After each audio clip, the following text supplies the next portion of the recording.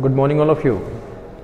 Myself Yash Upadhyay from Central Public School, and today we are going to continue our remaining points of chapter 6, and the name of chapter 6 is a study of human life in various regions of the world. In this chapter we will study how people's living their life. Also we have studied about the grasslands, how peoples are surviving in Ganga Brahmaputra basin, how is the nature and environment of Ganga Brahmaputra region, and the second point is life in prairies in North America, and the third point was, which we have discussed on yesterday, that was life in the Amazon basin, that nearby the region of United States of America and Canada. तो कल हमने इन सारी चीज़ों के बारे में discuss किया था. आज हमारे पास में चैप्टर 6 का जो रिमेनिंग पॉइंट था, पॉइंट 3 का life in the Amazon basin, वो कंटिन्यू करते हुए आगे बढ़ेंगे. कल मैंने यहाँ के एक्टिविटीज़, यहाँ के लिविंग ऑर्गेनिजम्स, यहाँ के लाइफ स्ट्रक्चर, यहाँ के वेजिटेशन एंड वाइल्ड लाइफ के बारे में आपको बता दिया था. इस चैप्टर में, इस पॉइंट में आपको ये भी बताया गया था कि अमोंग, अगर अमेजन बेसिन की बात करें तो सेकंड लार्जेस्ट अगर रिवर बेसिन है तो वो अमेजन बेसिन है. साथ ही साथ अगर फर्स्ट नंबर पे कोई है तो वो है the Nile. Second largest river की बात करें तो कौन सा है, अमेजन. और फर्स्ट लार्जेस्ट रिवर के रिगार्डिंग बात करें तो हम वो लार्जेस्ट की बात करें तो वो कौन सा है, नाइल. इन दिस चैप्टर जो रिमेनिंग पॉइंट्स था, अगर हम आपको बात बताएं तो अमेजन बेसिन के रीजन्स में बेसिकली अगर देखा जाए तो 2 million type of species of animals, insects, plants, mammals and reptiles वहां पे पाए जाते हैं. आगे कंटिन्यू करते हुए चलते हैं. यहाँ पे जो डेवलपमेंट है वो बड़े लेवल पे इस टाइम पे वर्क हो रहा है. ये जो रीजन है ये डेसिडियस फॉरेस्ट का रीजन है. साथ ही साथ यहाँ पे अगर रेन की बात करें तो यहाँ पे जब भी बारिश होती है तो फॉरेस्ट लश, मतलब पूरा तरीके से भरा हुआ हो जाता है इनटू ए लैंडस्केप, बैरन लैंडस्केप, मतलब बंजर भूमि की तरीके से परिवर्तित हो जाता है जब भी यहाँ पे बारिश होती है. It is a serious and great concern for the Amazon forest would definitely led to global warming and we must be ready to face the consequences. जब ऐसा वहाँ पे प्रकृति चेंज होता है, वहाँ पे एनवायरनमेंट चेंज होता है तो इससे जो वहाँ की लैंड जो होती है वो बैरन होने लगती है. अब बैरन होने के बाद क्या होता है, वहाँ के आसपास का जितना भी एनवायरनमेंट है वो धीरे धीरे खराब होता आपको दिखाई दे सकता है. Next point is life in welds. अब वेल्ड्स कहाँ पे बेटा, जो साउथ अफ्रीका का रीजन है, जो ग्रासलैंड रीजन है, वो वेल्ड्स के नाम से जाना जाता है. साथ ही साथ ये जो रीजन है ये हाइट पे होने की वजह से काफी डिफरेंशिएटेड करता या फिर डिफरेंट दिखता है. अगर हम बात करें तो ये रोलिंग प्लेट्यूज से बना हुआ है एरिया है तो ये ग्रासलैंड, लेकिन रोलिंग प्लेट्यूज से बना हुआ है. ग्रासलैंड मतलब कि जो क्षेत्र पूरी तरीके से घास से भरा हुआ हो. जैसे हमने कल अल्फाल्फा ग्रासेस के बारे में बताया था, जिसमें प्रोटीन और कार्बोहाइड्रेट्स बहुत बड़े लेवल पे पाई जाती हैं, जिससे किसको, एनिमल्स को बहुत बेनिफिट होता है. ठीक है, जैसे कैटल रियरिंग एनिमल्स जितने भी होते हैं, चाहे वो काऊ हुआ, चाहे वो गोट हुआ, चाहे वो बफेलो हुआ, तो ये लोग अगर उस ग्रास को अपने ईटिंग प्रोडक्ट्स में यूज करते हैं तो इनकी डाइजेस्टिव सिस्टम, साथ ही साथ में ये फिजिकली और मेंटली बहुत फिट रहते हैं. अगर बात करेंगे हम इसके रीजन के बारे में तो आपको बता दिया है कि साउथ अफ्रीकन रीजन में जो ग्रासलैंड एरियाज हैं वो वेल्ड्स के नाम से जाने जाते हैं. अगर यहाँ के क्लाइमेट के बारे में बात करें, यहाँ पे मिल्ड, हल्की ठंडी, हल्की गर्मी, इस टाइप का क्लाइमेट बना हुआ रहता है. विंटर्स बहुत ज्यादा कोल्ड होता है और सूखा होता है. साथ ही साथ समर में यहाँ पे शॉर्ट और गर्मी भी ज्यादा होती है. Welds receive rainfall in summer month. यहाँ पे अगर बारिश की बात करें तो गर्मी के महीने में बारिश आपको देखने को मिल सकता है. नियर द कोस्टल रीजन, जो पानी का तटीय क्षेत्र है, वहां पे द रेनफॉल इज हाई, वहां पे बारिश बड़े लेवल पे होती आपको दिखाई दे सकती है। As we go from the sea, जैसे जैसे हम समुद्र की तरफ बढ़ते जाएंगे, the moisture laden winds become dry and as a result the rainfall is less in the interior. जैसे जैसे हम समुद्र के बिचली क्षेत्र में बढ़ते जाएंगे, हम देखेंगे कि वहां का मौसम कैसा होगा, ड्राई होगा, और वहां पर रेनफॉल की अगर हम कंडीशन देखें तो बिल्कुल ना के बराबर होगी।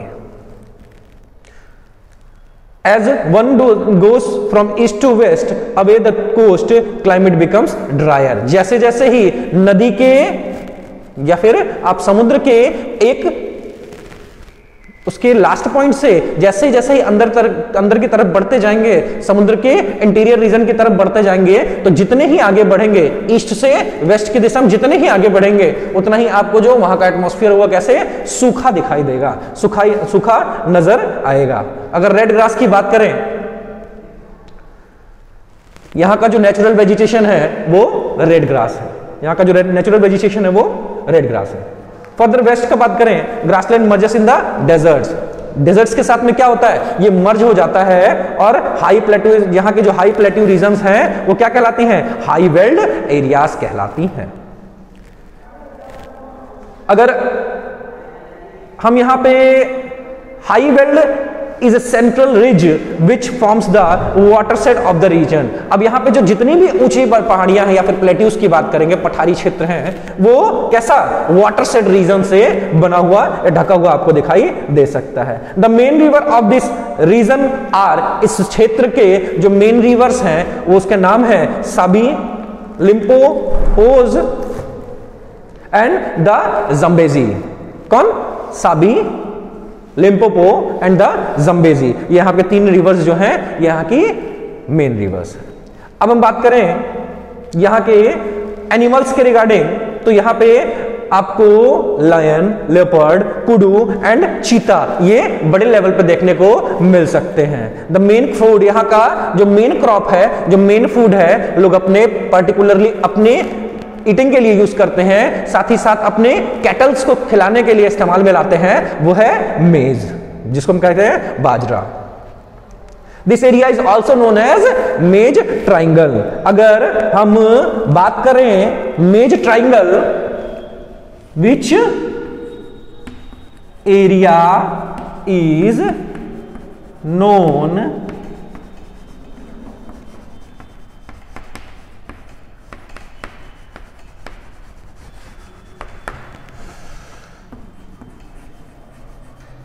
तो वेल्स इन साउथ अफ्रीका। समझ गए? तो which area is known as maize triangle, that is Wales in South Africa, क्योंकि यहां पे क्या बड़े लेवल पे मेज का प्रोडक्शन होता है।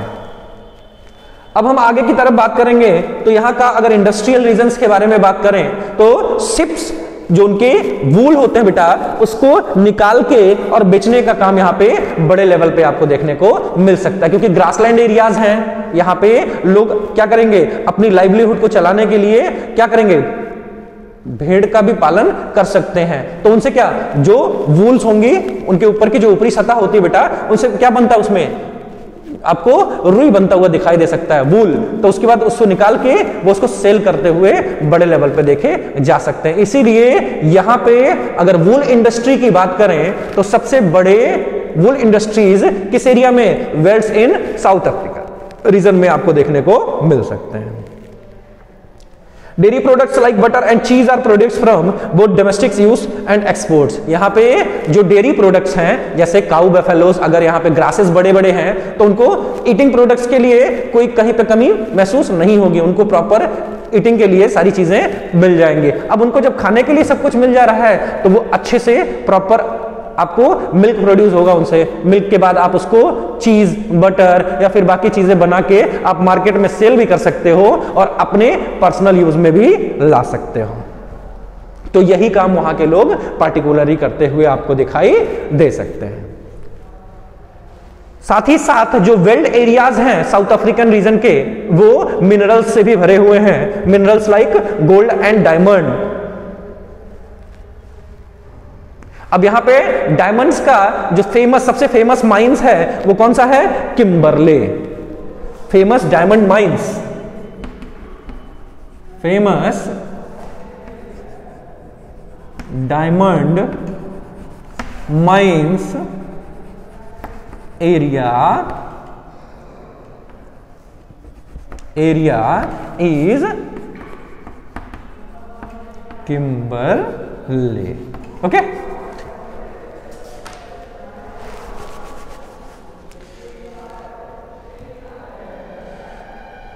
अब हम बात करेंगे, अगर रिसोर्सेस की बात करें तो इस एरिया में जो वेल्स रीजन है, साउथ अफ्रीका का वेल्ट रीजन है, वो कैसे रिसोर्सेस से भी भरा हुआ देखने को मिल सकता है। अगर agriculture as well as minerals based industries has led to growth of towns, जो यहां पे मिनरल्स पाए जाते हैं, जो यहां पे रिसोर्सेस पाए जाते हैं, जो यहां पे वूल इंडस्ट्रीज पाई जाती हैं, साथ ही साथ जो यहां पे कैटल से जो प्रोडक्शन होता है किसका? मिल्क का, बटर का, चीज का, इसको सेल करके आपको बड़े लेवल पे बिजनेस करते हुए लोग यहां पे देख सकते हैं। इसीलिए हम अगर बात करें गोल्ड कैपिटल की तो जोहानसबर्ग जो है वो साउथ अफ्रीकन रीजन का जोहानसबर्ग जो है ये साउथ अफ्रीकन रीजन का गोल्ड कैपिटल है। गोल्ड कैपिटल है पूरे जोहान्सबर्ग या साउथ अफ्रीकन रीजन का नहीं, अगर हम बात करें ऑल ओवर वर्ल्ड का तो जोहान्सबर्ग क्या है? गोल्ड कैपिटल ऑफ वर्ल्ड है।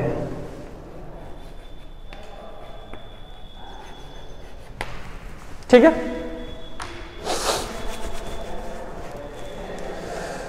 नेक्स्ट पॉइंट इज इस एरियाज इन रीजन्स में लाइफ इन द डेजर्ट्स के बारे में पढ़ कर बात करेंगे। आप बेसिकली जानते हो कि डेजर्ट्स के रीजन्स में डे में गर्मी ज्यादा पड़ेगी और नाइट के सीजन में या नाइट के टाइम ड्यूरेशन में वहां पे गर्मी ज्यादा देखने को आपको मिल सकता है।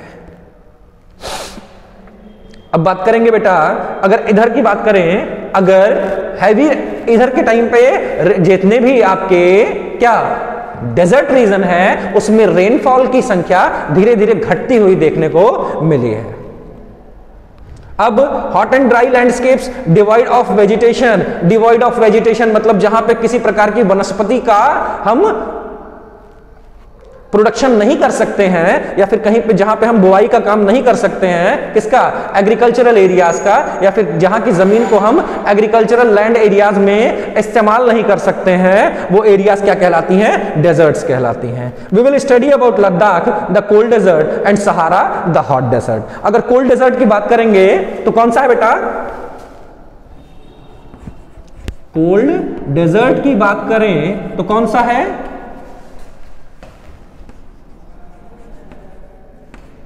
लद्दाख, जो कहां पे बेटा?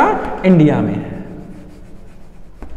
इंडियन रीजन की है। ठीक है, और अगर दूसरा हम बात करें हॉट डेजर्ट की तो कौन सा बेटा? हॉट डेजर्ट की बात करें तो कौन सा है? सहारा।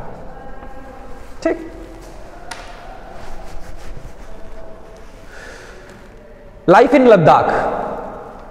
अब लद्दाख में लोगों का जीवन कैसा है और कैसे वो अपनी जीवन जीते हैं इसके बारे में पढ़ेंगे। लद्दाख अगर बात करें तो इंडिया के ईस्टर्न पार्ट जम्मू कश्मीर के रीजन में लाई करता है। अगर इस रेंज इधर के रेंज की बात करें तो काराकोरम रेंज नॉर्थ में सबसे ऊपर और जस्कर माउंटेन्स ये साउथ की बड़ी बड़ी रीजन्स हैं जो क्या? इंडिया का बॉर्डर रीजन फॉर्म करती हैं। अगर यहां पे रिवर की बात करें तो Indus is the main river. कौन सा? इंडस।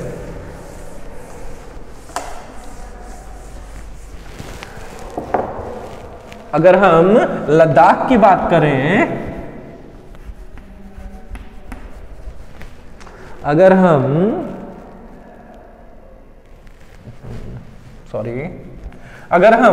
लद्दाख की बात करें, वैसे स्पेलिंग वही होता है बेटा, लेकिन इसमें थोड़ा सा चेंज दिया है तो आपको जाहिर सी बात है उसको लद्दाख बोलते हैं, यहाँ पे लद्दाख बोला गया है। अब लद्दाख ही आपको चीजें यहाँ पे समझाई जा सकती हैं तो इसीलिए वही समझाएंगे। अगर बात करें लद्दाख की तो लद्दाख कहाँ पे है बेटा? ईस्टर्न पार्ट में है। किसमें? ईस्टर्न पार्ट में है। किसके? जम्मू एंड कश्मीर के। ठीक है, क्या हो गया? जम्मू एंड कश्मीर के। साथ ही साथ अगर हम बात करें तो एक ऐसा रीजन है कोल्ड डेजर्ट का रीजन है। कैसा रीजन है बेटा? कोल्ड डेजर्ट का रीजन है। कैसा रीजन है बेटा? कोल्ड डेजर्ट का रीजन है।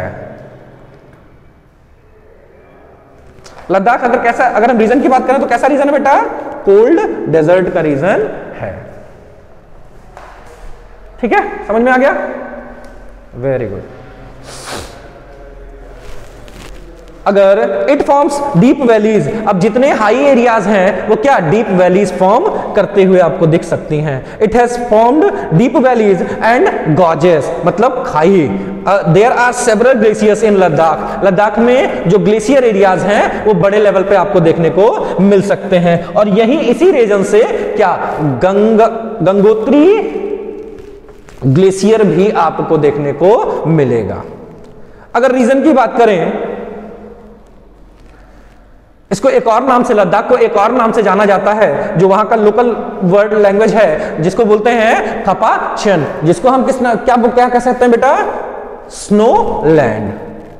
अब एल्टीट्यूड इन लद्दाख, अगर एल्टीट्यूड की बात करें तो 3000 मीटर से 8000 मीटर के बीच में इसका एल्टीट्यूड लाई करता हुआ आपको दिख सकता है। Due to high altitude the climate is extremely cold and dry. अब ऊपर होने की वजह से यहां का जो टेम्परेचर होगा या फिर जो यहां का एटमॉस्फेयर होगा, जो यहां का वेदर होगा, वो कैसा? बहुत ज्यादा कोल्ड देखने को मिलता है। The day temperature in summers are just above 0 degree Celsius. जो यहां का दिन का तापमान होता है वो 0 डिग्री सेल्सियस से अबव आपको देखने को मिल सकता है। लेकिन जो नाइट का टेम्परेचर होता है वो बेटा, वो आपको -3, -4, -7, -10, -30 तक देखने को मिल सकता है, जब वहां पे एटमॉस्फेरिक चेंज बड़े लेवल पे बढ़ना आरंभ हो जाए उस समय। यहां पे अगर रेनफॉल की बात करें तो बहुत कम लेवल पे, कम मात्रा में आपको रेनफॉल देखने को मिल सकता है। इसी वजह से यह रीजन कोल्ड डेजर्ट के नाम से भी जाना जाता है। अब लद्दाख एक सैंडी डेजर्ट है विथ ग्रेवल स्लोप्स। कैसे? मतलब अब अगर हम खाई की बात करें तो बहुत बड़े बड़े खाई भी यहां पे आपको देखने को मिड रीजन्स में देखने को मिल सकते हैं। क्यों? क्योंकि जो माउंटेन्स है बेटा, माउंटेन के मिडिल रीजन्स में जो स्पेस खाली होगा तो वो माउंटेन एरियाज क्या होंगे? धीरे धीरे बढ़ते जाएंगे। ग्लेशियर्स फॉर्म होते होते होते होते वो बहुत बड़े हो जाएंगे। ठीक है, तो बड़े होने के बाद जब स्नोज धीरे धीरे बढ़ जाएंगे तो बड़े लेवल पे दिखाई देने लगेंगे। अब जब स्नो ज्यादा बढ़ गया बेटा, तो एक रीजन पे तो स्नो बढ़ गया, लेकिन बीच का रीजन कैसा होता है? खाली होता है। तो कैसा हो जाएगा? वो बिल्कुल खाई की तरीके से दिखाई देगा।